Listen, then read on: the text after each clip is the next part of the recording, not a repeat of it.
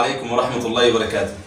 أحباب الكرام، مشاهدين الكرام، حياكم الله وبياكم وسدد على طريق الحق خطايا وخطاكم، وأسأل الله عز وجل بأسمائه الحسنى وصفاته العلى كما جمعني وإياكم عبر هذه الشاشة المباركة على طاعته، نسأله أن يجمعنا في الدنيا على عرفات وفي الآخرة مع سيد البريات في أعلى الجنان. قولوا آمين لعلها أن تكون ساعة إجابة. أحباب الكرام، برنامج رسالة، ورسالة اليوم نرسلها إلى إخواننا الشباب المقبلين والراغبين في الزواج. ضيفي وضيفكم في هذه الحلقة المباركة هو شيخ عزيز على قلوبنا وحبيب إلى قلوبنا، فضيلة الشيخ علي حيدر. يرضى عنك حبيبي، كيف حالك؟ مرحبا بك يا شيخنا. الله يرضى عن سيدنا، كيف حالك؟ ربنا يحفظك يا رب. أسأل الله عز وجل أن يجري الحق على لسانك وقلبك. الله يرضى عنك وإياك يا حبيبي. الله يحفظك يا شيخنا. أحباب الكرام، نعمة الزواج نعمة عظيمة، فإن الله سبحانه وتعالى أنعم علينا بنعم لا تعد ولا تحصى. فمن أعظم النعم نعمة التوحيد، نعمة الإسلام. ومن ضمن نعم الله عز وجل علينا هي نعمة الزواج. أقول لك أيها الشاب، أيتها الفتاة، يا من تقبلون على الزواج، يا من تريدون الزواج والعفاف، اعلموا بأن الزواج نعمة من نعم الله عز وجل علينا، وآية من آيات الله سبحانه وتعالى، وسنة جميع الأنبياء من لدن أبو البشر آدم إلى مسك الختام محمد صلى الله عليه وآله وسلم. فتعالوا معنا أحباب الكرام نتناقش وندردش شوية مع فضيلة الشيخ علي حيدر. فضيلة الشيخ، نريد أن تكلمنا عن نعمة الزواج، وهل الزواج نعمة؟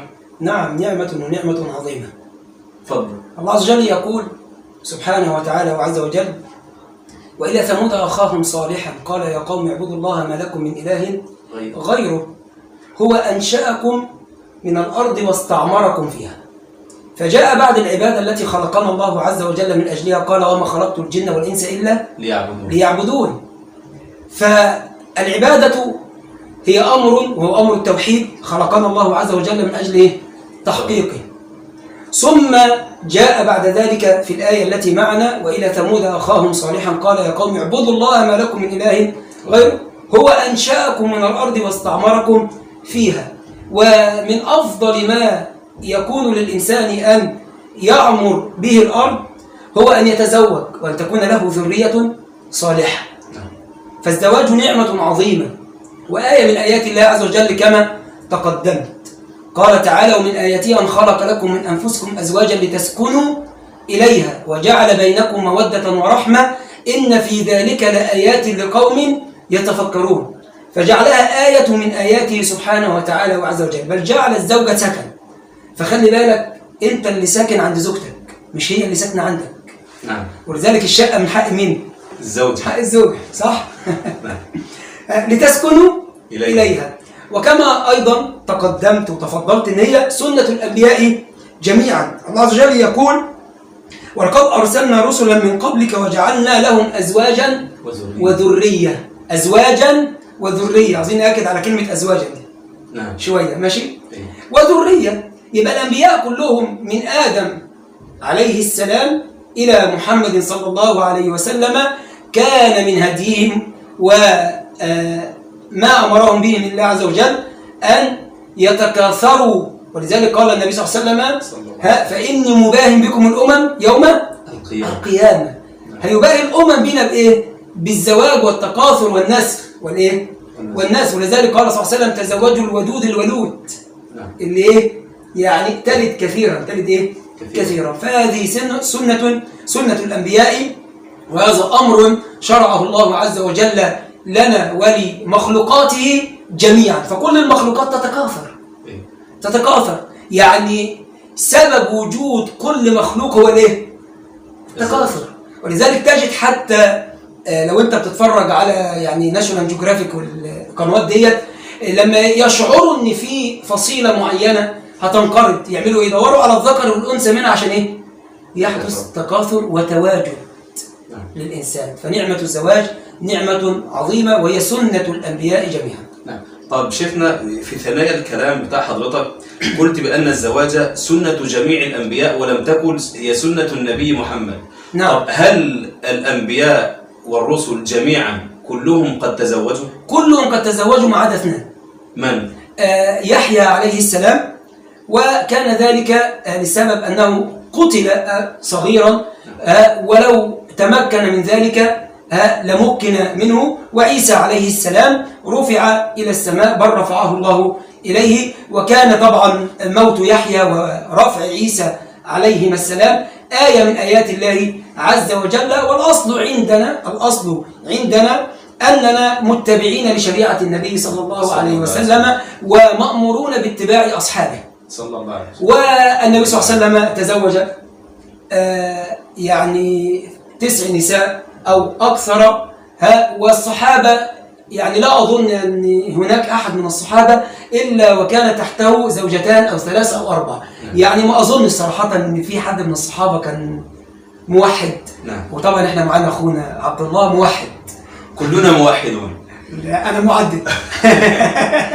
أحباب الكرام، خلاصة الكلام في هذه المسألة، علمنا أن الزواج نعمة. نعم. وبعدما علمنا أن الزواج آية من آيات الله، وبعدما علمنا أن الزواج سنة من سنن الأنبياء والمرسلين، هقول لحضرتك سؤال، وطبعا السؤال ده أنا مش بسأله لك، أنا هعرضه على الشيخ. شيخنا حفظكم الله ورعاكم، خلاص أنا هتزوج وبدأت فعلا إن أنا أبحث على عروسة. يا ترى أنا كشاب لسه ما اتجوزتش، تمام؟ يا ترى تنصحني ان انا اتجوز البيضه ام السمراء ام الطويله ام القصيره؟ اتجوز مين، اللي شعرها اصفر ولا اللي شعرها احمر؟ كيف اختار زوجة صالحة؟ هات واحدة من كل الانواع دي. اختيار الزوجة الصالحة يكون اولا بوصية النبي صلى الله عليه وسلم. بس طبعا قبل ان انصحك بوصية النبي صلى الله عليه وسلم، في امور طبيعية يجب ان تكون في الشخص نفسه. ان انت تكون انسان عندك توكل على الله عز وجل، ومن يتوكل على الله فهو حسبه. فانت لما تتوكل على الله عز وجل وتستعين بالله عز وجل وتدعو الله عز وجل، ادعوني استجب لكم. شوف ربنا يقول ادعوني، بيأمرك بالدعاء. طب انا استفاد ايه؟ طب ما انا ربنا هيستجيب ليك مباشرة. وعدني بالاستجابة. وعدني مباشرة بالايه؟ بالاستجابة اذا دعوته. فانا اتوكل على الله عز وجل واستعين بالله عز وجل واصلي استخارة واشور من حولي. يعني مثلا اعرف ناس طيبين، الشيخ عبد الله مثلا ساكن جنبي بيصلي في مسجد، زوجته نحسبه على خير، اختي ملتزمة، لو تعرف لي زوجتك تعرف ايه فلانة او ما شابه ذلك، يبقى دي الاخذ بالاسباب. وشيء يكون في نفسك هي تقوى الله عز وجل، لأن ومن يتقي الله يجعل له مخرجا. أنت حضرتك ماشي مستقيم وعاوز تتقي الله عز وجل، فربنا يرزقك باللي شبهك. بالإيه؟ الطيور على أشكالها تقع، من الآخر كده زي ما بيقول. الطيور على أشكالها إيه؟ تقع. وأنت كل إنسان هيدور في المجال اللي هو فيه. ما واحد شغال مغني مش هيروح يتجوز شيخة جايبها من المسجد، مش هيلتقوا مع إيه؟ مع بعض. مش هيلتقوا مع بعض. ثم أوصيك بوصية النبي صلى الله عليه وسلم كما في الحديث من حديث أبي هريرة: تنكح المرأة ل4: لمالها، لحسبها، لجمالها، لدينها، فاظفر بذات الدين تربت يداك. أي التصقت يدك بالتراب الذي هو مصدر الايه؟ مصدر الخير. طيب بس أنا برضك عاوز أنصحك نصيحة، قبل ما تسأل عن الدين اسأل عن الجمال. يا عم الشيخ ازاي ده؟ ينفع الكلام ده؟ ينفع. هقول لك ليه. لأنك أنت لو سألت عن الدين، سألت عن الدين أولا والجمال بعد كده، فرحت دخلت، فأنت حطيت الدين الثابت أمامك، فدخلت فوجدت الدين موجود بس الجمال مش موجود، تأثم ليه؟ لأنك وجدت الشرط الذي وضعته ثم تركتها من أجل الجمال. يبقى أنت تركتها من أجل دنيا. من أجل إيه؟ من أجل دنيا. فدي مشكلة كبيرة بيقع فيها كثير من الشباب.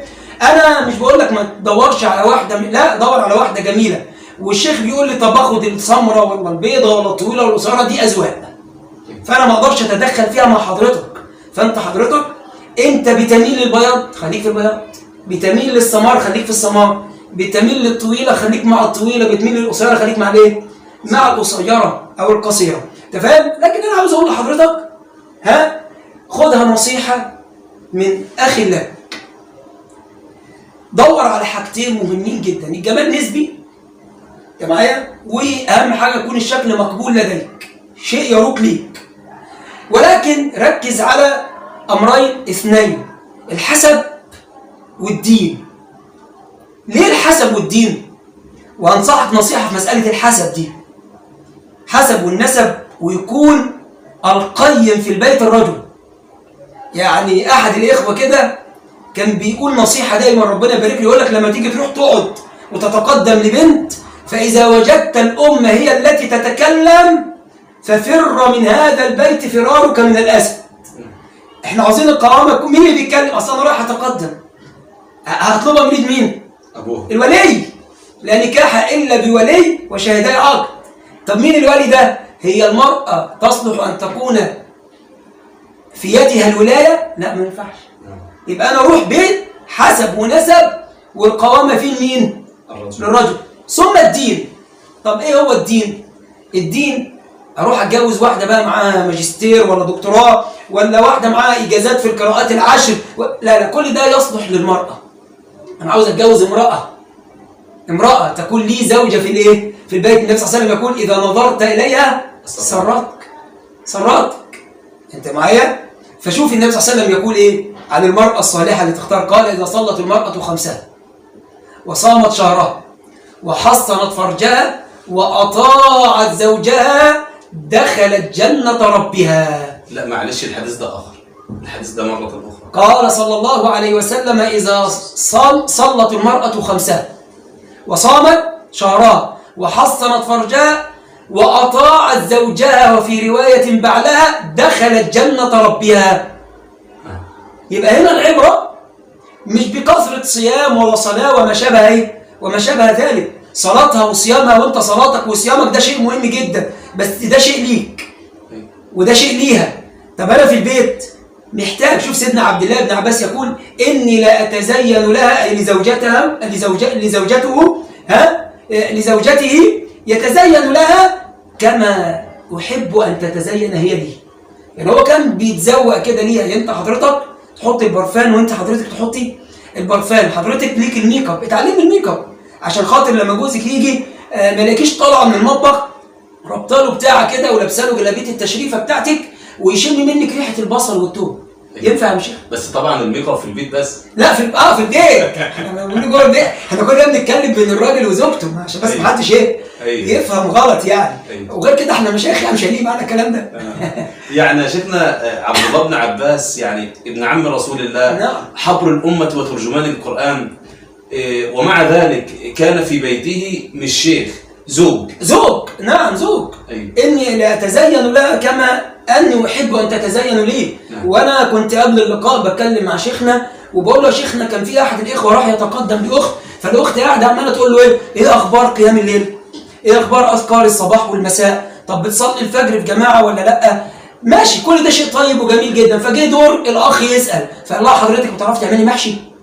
أيوة، ما هو الراجل عاوز يرجع من بره ياكل ويشرب ويلاقي وجه حسن وطيب يستقبله.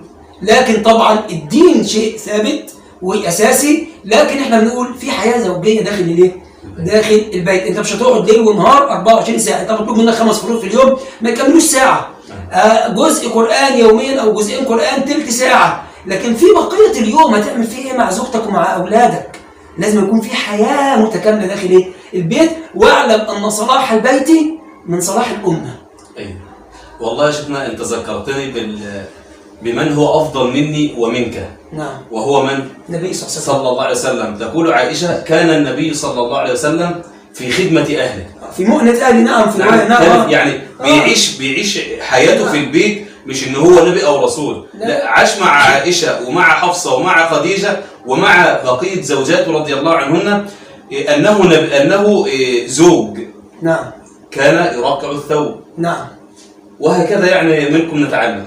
نعم، كان صلى الله عليه وسلم في مؤنة أهله صلى الله عليه وسلم كما يكون أحدكم في مؤنة أهله. شوف، وقال صلى الله عليه وسلم خيركم خيركم لأهلي وأنا خيركم لأهلي. فدي الخيرية، فدي الإيه؟ فدي الخيرية ودوت. وإن شاء الله يعني في الآخر كده عاوز أقول لكم كلمة، إن سعادة البيت بتكون قائمة على الزوجة، بس ده نخليه في الآخر في نصيحة إن شاء الله تكون للمقبلين على الزواج. برضه ما ريحتنيش، اختار الشعر اصفر ولا احمر؟ اختار ما انت عاوزه، دي حسب ما يروق لك. طيب. لكن احنا عندنا ثوابت اللي احنا اكدنا عليهم، الحسب والنسب. ايوه. ومساله ايه؟ الدين، وعرفنا يعني الدين طبعا، والجمال مطلوب والمال مطلوب، ولكن يعني يا حبذا لو وجدت كل الصفات فيها. والله لو لقيت يعني توكل، لو لقيت واحده جميله وعندها مال ولقيتها بفضل الله عز وجل ذات حسب ونسب وذات دين، دلنا انا عليها ومالكش دعوه. أحبابي الشباب، هذه الرسالة كانت لكم. كيف أختار زوجة صالحة تتقي الله عز وجل في ديني ودنياي. طيب هنروح بقى يا شيخنا لإخواتنا الفتيات البنات. أسمع أختي الآن مثلا وهي بتشاهدنا بتقول والله يا شيخ أنا بيجي لي عرسان كتير، بيجي لي مثلا بيسافر الكويت، وبيجي لي اللي عنده مثلا سيارة أو اللي عنده فيلا أو اللي عنده كذا أو كذا. كيف أختار زوجا صالحا؟ اختيار الزوج الصالح برضك هنحط لحضرتك نفس الوصايا اللي هي في المقدمات، اللي أشياء يجب أن تكون في الزوج وأشياء يجب أن تكون فيك أنت أيضا، إن أنت تتوكلي على الله جل وتستعيني بالله عز وجل وتستخيري وتسألي عنه، عن الشخص المتقدم ليكم. بس أنا خلينا نتكلم كده زي ما بيقولوا بالأمور العامة. أنا لو إنسان سوي وجي واحد يتقدم لبنتي فبسأل عنه، فقالوا لي ده راجل من الشغل للمسجد برا بأبيه وأمه، بس يعني الراجل بيجتهد إن يعرف يجيب الجنيه، بس يعني هي ظروفه كده، بس راجل، بس إيه؟ راجل. لو أنا إنسان سوي هزوجه بنتي، لأن اللي بار بأبيه وأمه متردد على المسجد بيسعى ليأتي بقوت أولاده الذي قال النبي صلى الله عليه وسلم كفى بالمرء إثما أن يضيع من يقوت، وفي رواية من يعول. الشخص ده يبقى راجل يؤتمن. ما هو خلي بالك فرق بين الرجل والذكر، ما هو في ممكن يجي لي ذكور كثر يتقدموا لحضرتك، بس أنت هتبصي إيه؟ بصيتي للعربية وبصيتي للفيلا وما عندهوش دين وما شابه ذلك. خلي بالك زي ما هجر الله عز وجل هيهجرك. كم من كثير من النساء يقولنا بعد الزواج بشهر واثنين وثلاثة اتجوزت شاب، واغلب الشباب دلوقتي يلا من رحمة ربي معاه العربية والسيارة بفلوس ابوه وامه للاسف يعني. لكن يجي بعد كده هو شاب اهوج عايش في الحياة ملوش اي وجهة، فتجده يتزوج يبقى اول شهر عسل. شهر ايه؟ شهر عسل. انت معايا؟ وبعد كده حياتهم تبقى ايه؟ توم وبصر، خربت وبؤس. بؤس. ليه؟ عشان مفيش دين قائم فين؟ قائم في البيت. ولذلك قبل كده جات لي واحده بتقول لي يا شيخ بتقدم لي واحد ملتحي وواحد مش ملتحي. قلت لها طب يعني الديانه فين؟ يعني اللحيه امر فرض، انا اقول بانها فرض عين على كل مسلم. انت معايا؟ لكن لما قلت لها طب وديانه، لا الديانه مع الملتحي الثاني عادي، يعني بيصلي وبيقطع وبيعمل. قلت لها ده هتعيشي معاه شهر عسل وده هتعيشي معاه برميل عسل، حياتك كلها تبقى ايه؟ عسل. لو انسان بيتقي الله عز وجل هيخاف عليكي. هيخاف ايه؟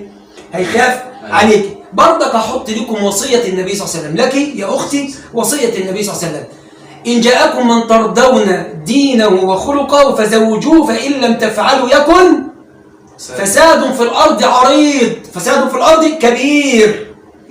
فالخلق والايه؟ الخلق والدين. انسان دين عنده ديانه، عنده ديانه يتقي الله عز وجل. هعرف ده منين؟ اسالي، شوفيه مع امه وابيه. لو هو بار بامه وابيه يتردد على بيوتات الله عز وجل، يحاول. احنا بناخد بالظاهر لان الاصل عندنا ايه؟ الظاهر. طب بعد بقى الجواز ظاهر دي حاجه ثانيه خلاص، دي مش بتاعتنا. لكن هنا بناخد بالاسباب. ومن يتقي الله يجعل له ايه؟ مخرجا ويرزقه من حيث ايه؟ من حيث لا يحتسب. وليه بقول اللي هو عنده دين وعنده اخلاق؟ هم 3 حاجات: دين، اخلاق، بيعرف يجيب الجنيه. بيعرف يجيب ايه؟ الجنيه. الجنيه. مش شرط بقى فقير ولا غني، إن يكونوا فقراء يغنيهم الله من ايه؟ من فضله. هو أخذ بالأسباب. نعم. دي يعني شيء مجمل في الرجل. تمام. طيب أستأذنك علشان ما نطولش على إخواننا الكرام، آخر سؤال هعرضه على حضرتك. خلاص أنا كشاب وهي كفتاة علمنا وأيقنا بأن الزواج نعمة. نعم. وخلاص هنقبل بقى على الزواج. نعم. طيب وحضرتك قلت أيضا كيف أختار وهي أيضا كيف تختار. نعم. خلاص اتجوزنا وربنا عز وجل من علينا وأنعمنا وأكرمنا بنعمة الزواج وتزوجنا ودخلت أنا وزوجتي وهي دخلت هي ومين وزوجها وعاشوا في بيت. السؤال هنا كيف نعيش سعداء في بيوتنا؟ إزاي أخلي بيتي جنة؟ السؤال هذا قبل أن أجيب الناس عليه أجيب نفسي وأجيبك وأجيب يعني كل من يسمعنا. نصيحة والله بجد من قلب شخص محب للحياة الزوجية، مقدس للحياة الزوجية وبيحب يعيش في بيته أكثر مما يعيشه في الخارج. احفظ واحفظي مني هذه الكلمات: السعيد من سعد في بيته ولو أشقاه الناس جميعا، والشقي من شقي في بيته ولو أسعده الناس جميعا. فالبيت هو كاللجام بالنسبة للرجل وللمرأة، فإذا فك هذا اللجام أصبح الإنسان في الدنيا تائه. فالسعيد من سعد في بيته ولو أشقاه الناس جميعا، والشقي من شقي في بيته ولو أسعده الناس جميعا. ولكن نقول السعادة تبدأ من الزوجة. ليه يا عم الشيخ انتوا دايما جايين علينا؟ لا والله، القوامة في إيد الرجل نعم، وهو الأصل في كل شيء. بس خلي بالك النبي صلى الله عليه وسلم يقول: كل راع مسؤول عن رعيته، والمرأة راعية في بيت زوجها. في بيت زوجها. فحضرتك انت المملكة دي بتاعتك انت، وانت اللي بإيدك تخليها جنة. قصة رواها أحد الأشياخ قال: ذهبت امرأة إلى عالم من العلماء تشتكي زوجها، فالعالم من فطنته ظن أو يعني استشف من كلامها إن في تقصير من ناحيتها يا شيخنا، فقال لها: سأحل مشكلتك مع زوجك، أنا أحل لك المشكلة بس بشرط، عاوزك تجيبي لي 3 شعرات من راس أسد. من راس إيه؟ أسد. فذهبت المرأة تبحث عن أسد، فوجدت أسد صغير شوية في السن، فأخذت تروضه حتى كبر. شوف صبرت قد إيه؟ صبرت كتير، وتقدم له الطعام والشراب وتعامله معاملة حسنة حتى أمن لها الأسد. فاقترب منها فجلست تضع يدها على الأسد هكذا، ثم تمكنت من أخذ 3 شعرات من مين؟ من الأسد. من رأس مين؟ مع إن زوجها ما هوش أسد. فلما رجعت للعالم وأعطته فقال: سبحان الله، عرفت تجيبي 3 شعرات من الأسد ولا تستطيع أن تروضي بشر له إحساس وله دم ولحم، زي ما بيقولوا دم ولحم. فالمرأة تشكر لزوجها، ولذلك يوجد حديث عن النبي صلى الله عليه وسلم فيما معناه أن النبي صلى الله عليه وسلم قال: إن الله يغضب عن الزوجة التي لا تشكر لزوجها.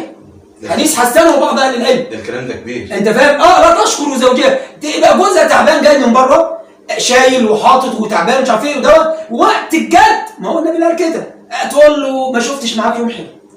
يعني أنت جايب لي إيه يعني يا خالد؟ جايب ما ده فرض واجب عين عليك تجيب لي وتعمل لي وتسوي لي، وبرضك فرض واجب عين عليك ان انت تتقي الله في زوجك، تعامليه معامله حسنه، تقول له: جزاك الله خير، شكرا، انت بتتعب عشاننا. الكلمتين دولت وهو داخل من باب الشقه، انا عاوز اقول لك والله ينسى متاعب الدنيا واللي فيها.